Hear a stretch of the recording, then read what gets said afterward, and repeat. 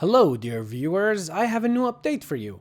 I'm bringing you more information about my channel. I'm a small-time YouTuber with awesome subscribers. I make mid-quality videos almost weekly and I hope to grow my subscriber count. What's next? The grass is green and the sky is blue? Well, if that wasn't insightful, that is exactly what the 5th episode of The Rings of Power was like. And I thought you were given the generic, obligatory opening speech of every YouTuber. Well, I plan to, but not today. Anyway, you're here for the review, so let's get to it. And thank you for sponsoring this video. Did you sign a sponsorship without my consent? Yeah, I signed it with my awesome and beautiful subscribers and my future subscribers, of course. Now, without any further ado, let's give you the meat and give it to you raw.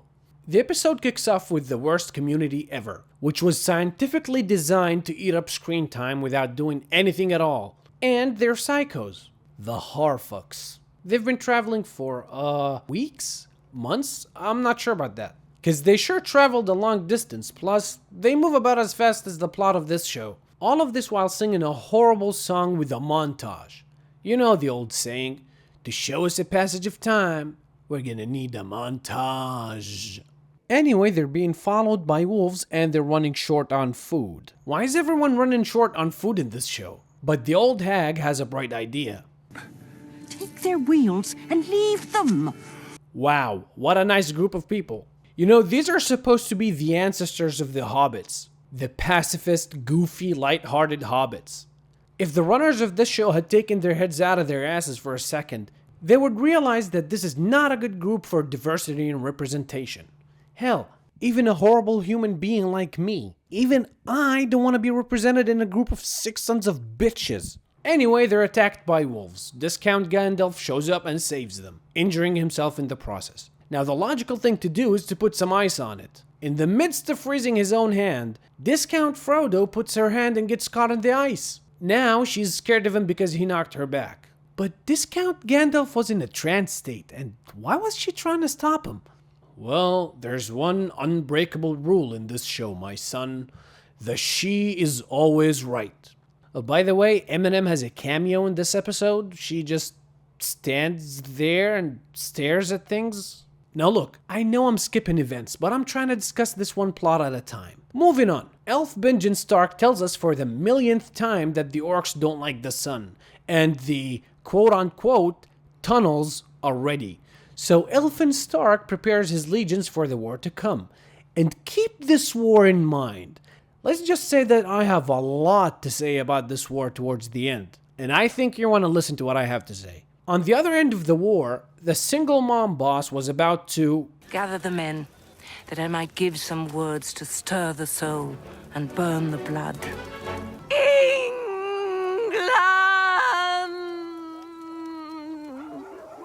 And I was like, bitch, they ain't gonna fight with you. They're gonna fight for you. But the old man says that they're all gonna die and he leaves and he takes half of the people with him. But once they arrive at Elfin Stark's camp, the old man pledges his service to Sauron. But Elfin Stark responds violently because he assumed his pronouns. Because he's not Sauron. Now that Elfin Stark has his army, he's marching towards the tower, where the single mom now wants to surrender, because they can't fight. But Arondir, Discount Legolas, has a different opinion, because Discount Smeagol showed him the precious. Showed him the sword of Sauron. So Discount Legolas reaches into his ass and pulls out an explanation. Off screen, of course. In light of this new information, now they must fight. Or you could just leave and move further west, you stupid morons. Why are you so hell-bent on being in the tower? It's not like you're forced to be there. I know why. Because the show wants the battle to be there. Well. Look who put their smart pants on. Well, I got a gift for you. Open your hand. What are you doing, you dumb fuck? I'm in your head. I'm not even real. You really thought I was gonna give you something? Actually, I'm gonna give you something. Here, take this. Oof, anyway. The elves invited Durin for dinner. And now we know why Gil-galad sent Elrond to Khazad-dûm. Wait, wasn't it Elrond who suggested to go to Khazad-dûm? Well, good thing you remembered, because whoever wrote the script didn't. Turns out that Gil-galad is after another MacGuffin. Mithril, because a tree is dying and the elves will die with it. But Durin has a question of his own. How did they get this sacred dwarven stone for the table? Now, Gil-galad here was wise enough to have some sense and offered to give the table back as a sign of respect. But don't get carried away and think that this is to raise tension. The scene will be ridiculed in a minute. But Durin refuses to acknowledge the existence of Mithril. So Gil-galad needs to ask Elrond, and Elrond can neither confirm or deny, because he made an oath to keep the secret. And let's stop here for a moment. If you were a person with an IQ more than single digits, you would understand that the dwarves found it. You don't believe me? Just think of any instance where the CIA had to respond to something. But Gil-galad, he doesn't get the answer that they found the Mithril. So Joe Biden... So Celebrimbor goes to convince him to break his oath and save his kind. And oh my god, who broke into my grandma's closet? But Elrond refuses while giving the Mithril to Celebrimbor. What the fuck? You just broke your oath, you stupid plank of wood? But you're as dumb as the person who wrote you. Oh my god, I'm losing IQ by the second in here. Anyway, Elrond decides to break his oath, even though he already broke it. But he has to confront his, friend, Durin. Elrond starts dancing around verbally, but Durin wants him to say it straightforward and, come clean. Give me the meat and give it to me raw. I have to admit, this scene had me cracking up. It was sus as fuck. I mean, the looks, the way they smile at each other, the way they talk. My god, this show will live forever in memes. And last but not least, in Numenor, they're headed for war. Didn't they show us that in the last episode? Yup. And they're about to do it again. But some Numenorians don't want to fight, including, as one of my subscribers said, Isildur and Mini Pharazôn. So she tells him to convince his nationalist daddy to stop the war. But Pharazôn has a different opinion. He wants to support Halbrand to take back his kingdom. Then he will be indebted to Numenor. Therefore, they will have trades, tributes, and so on. And if that sounds logical to you, well, because it is. But nope, let's try and paint him as Orange Man bad. But fuck that. Pharazôn did nothing wrong. As a matter of fact, he's the only one who uses his meat properly. I mean, his thinking meat. He uses his brain. But his son isn't convinced. So he goes to burn the ships to stop the war. Like, how do you think for a second that this is a good move? At the very least, this is treason. And you're only burning one ship. So while he's at it, Isildur is hiding in the ship to stow away. Well, that's convenient. So they fight, and the ship's on fire. Mini Pharazôn knocks himself out in the process like a fucking idiot. So Isildur drags him to the shore, and wouldn't you know it, Daddy Elendil is there. Well, that's convenient. Again. But Isildur tells him that he was fishing or something. Source, trust me bro, or trust me daddy. As for the world's favorite Karen, she's, training the Numenorians how to fight.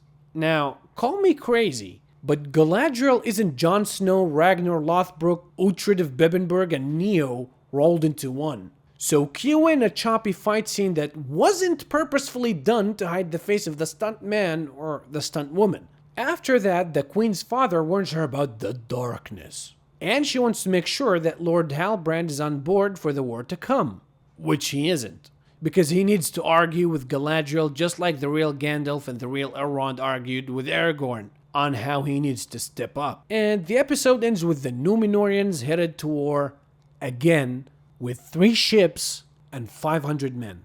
Now, as a normal human being, you would think that Numenor, being the prosperous nation that they are, and the fact that they fought against Morgoth in the prologue of this show, it would be reasonable to think that they're a force to be reckoned with.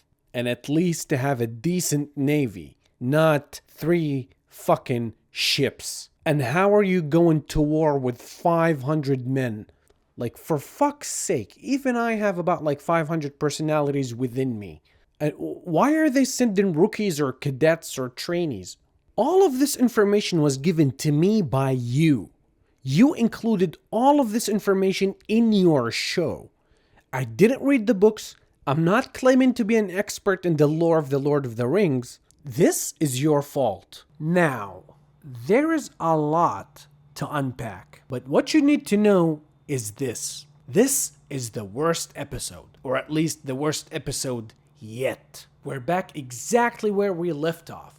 The plot isn't moving, the action scenes are awful, and it feels like the runners of this show were making shit up as they went. Let's take an example. The war, which this whole season is about, there are 3 factions about to fight. Elfin Stark and his orcs versus the single mom boss and discount Legolas, who, by the way, don't have to fight because they can pack up and leave any time they want. Plus, the faction that we spent most of the time with, Galadriel, Halbrand, and the Númenóreans.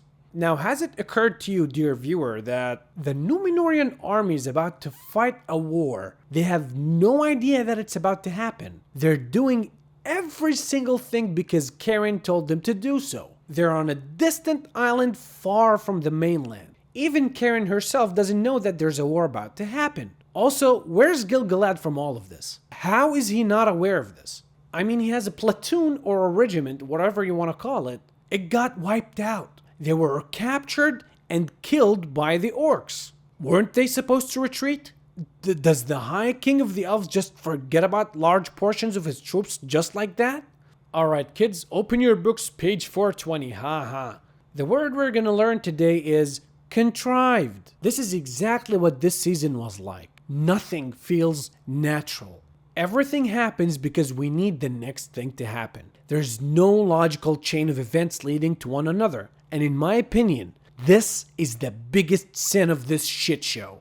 Wow, you kind of convinced me. You're making some solid arguments. I know. Or do I?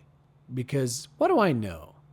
I'm just a schizophrenic taking a shit who occasionally snaps. Peace.